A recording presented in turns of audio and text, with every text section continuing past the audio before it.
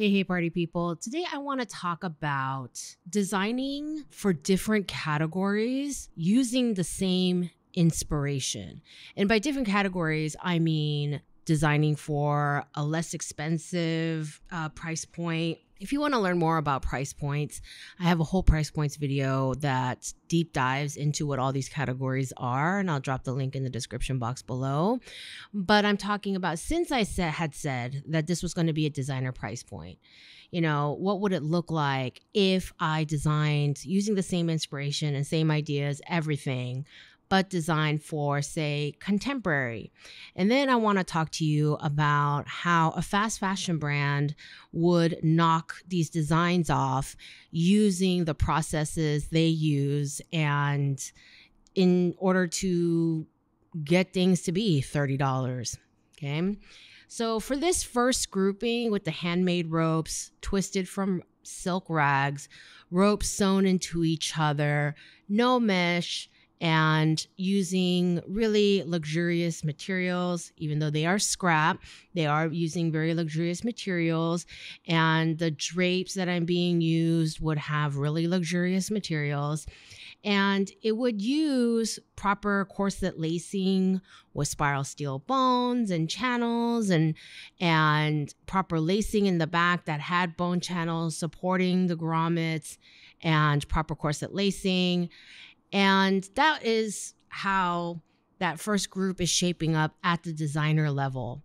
But if you were to design it for, say, a contemporary level, number one, all the materials would be of a less expensive quality. Still good, because at contemporary price point, it's still fairly good quality. So ready-made ropes of decent quality, everything would be sewn onto a mesh base dress, which would help the actual cut and sew process of making the dress far less complex and easier, therefore less expensive to produce. Okay. And at contemporary price point, you can expect to see 100% silk on drapey fabrics like this. And the corseting, possibly not quite a waist cinching structure, but maybe like a basic bustier structure where things are held in, but you're not waist training, like really sucking it in. Okay.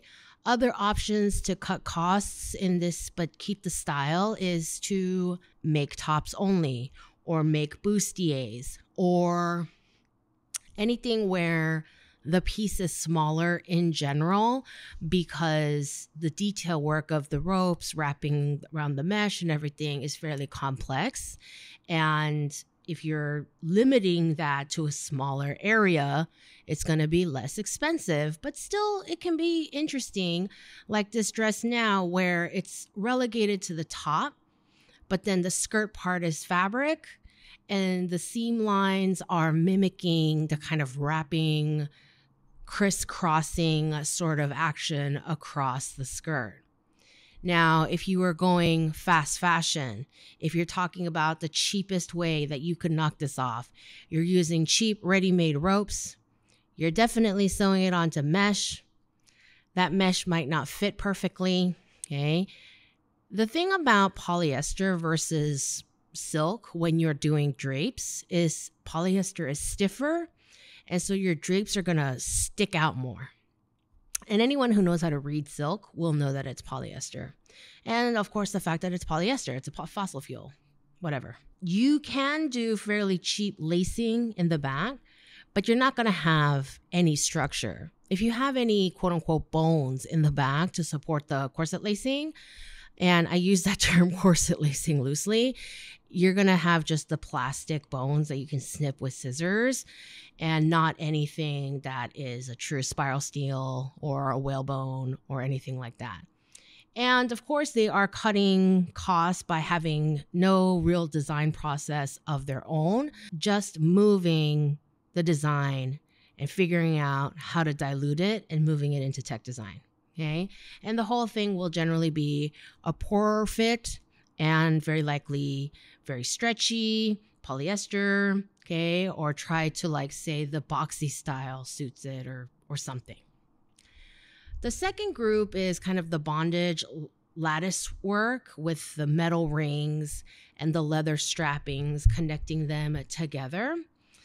And the originals have the solid metal rings, leather, really luxurious silk chiffons, sheared infinitum to make these big sweeping dresses that kind of mimic that parachute silk, big flowing drapes.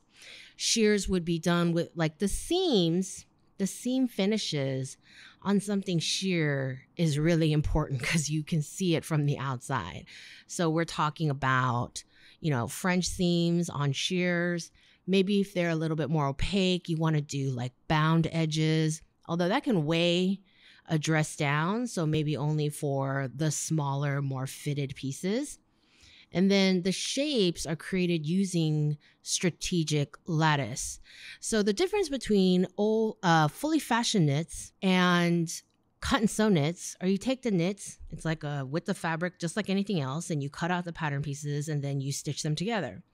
With fully fashioned knits, you are creating the pattern of the sweater or whatever you're making out of the number of stitches. It's like, this section is 17 stitches across and this section is 30 stitches across. And you design the shape of something with the number of stitches across.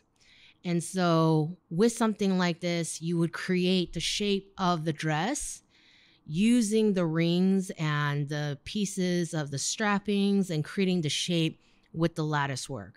You would slide it on because you can stretch it out, making the diagonals go wide and pull it on and then let it hang.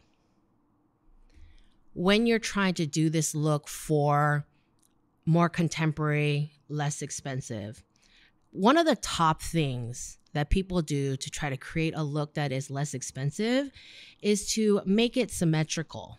Having a symmetrical patterns and more kind of a standard style, a more understandable style.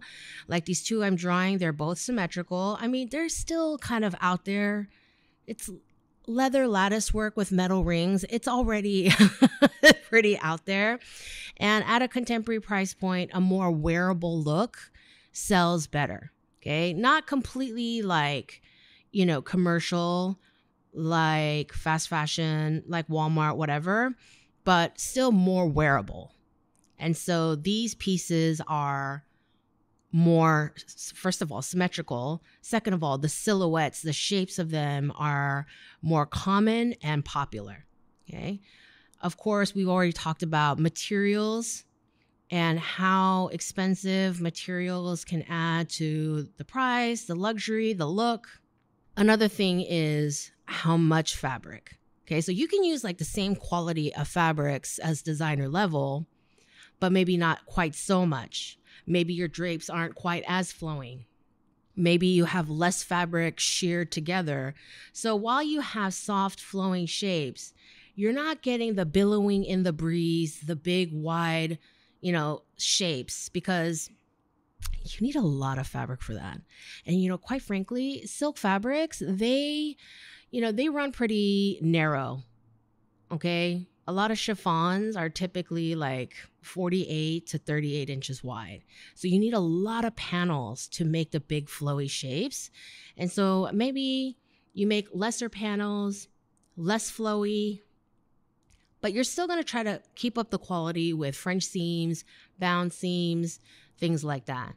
And if we're going fully cheap, we're going super cheap, fast fashion. They are doing plastic strappings or fake leather strappings or something like that. They are using plastic rings and wrapping them in fabric, plastic, something, instead of using metal rings. And everything is cheap polyester. Of course, they're going to use polyester where I have used silk, and it's going to be, the limited flow.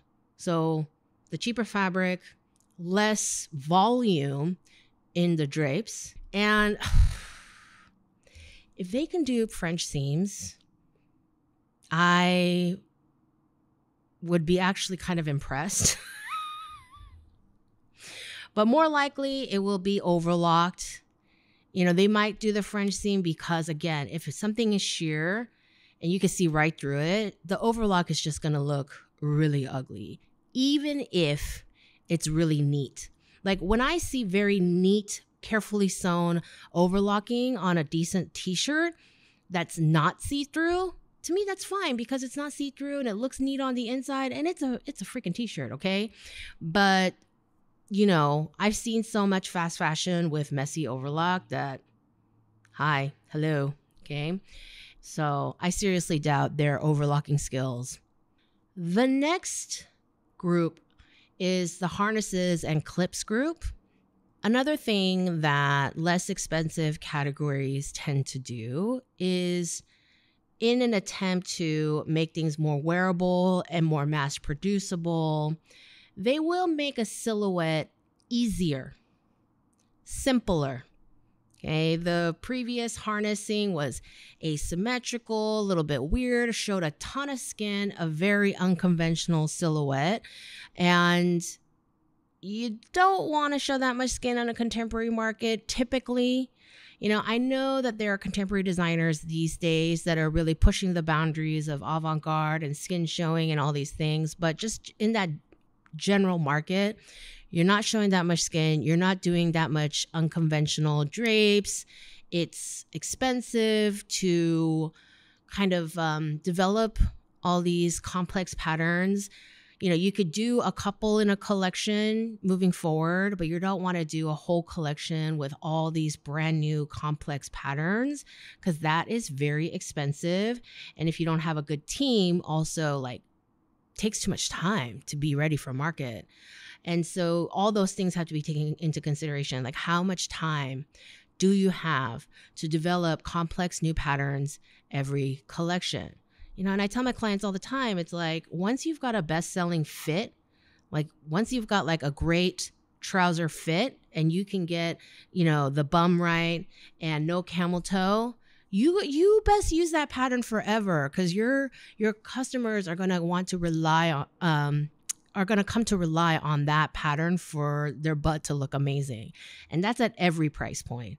Whether you are selling $2,000 pants or $20 pants, if you got a fit that works, you better keep it. But these dresses with these more conventional, unconventional, asymmetric shapes, lots of drapes, weird harnesses, the more you can keep things symmetrical and a bit more conventional. And like this first dress where it kind of looks like just like a regular flowy sundress, but with like very unconventional straps. That's an easier sell at that market. It's an easier production process, all of it. But I still think it's cute. This whole video is not about, well, it's definitely showing you how fast fashion does things and how you want to avoid being that cheap. But I love the contemporary price point, and there are ways to make contemporary cute at any sort of inspiration and keep things at a certain price point, but still make things cute, okay? So, all of that. And then like this second piece where that whole square cutout in the middle with the metal harness and everything, that is a kind of complicated construction. And also it's a kind of daring construction. Like most women do not want a big, bare, naked patch right at their stomach. Screw gender. I don't think anyone's really into that, but it's an idea. It's a concept that you put on a runway at a designer level. And to keep the style lines, maybe do a metallic banding instead, but to have the cutouts on the side for a little sexy action, but to keep with the drapes. That's something where you're turning something more wearable, but not sacrificing the look too much.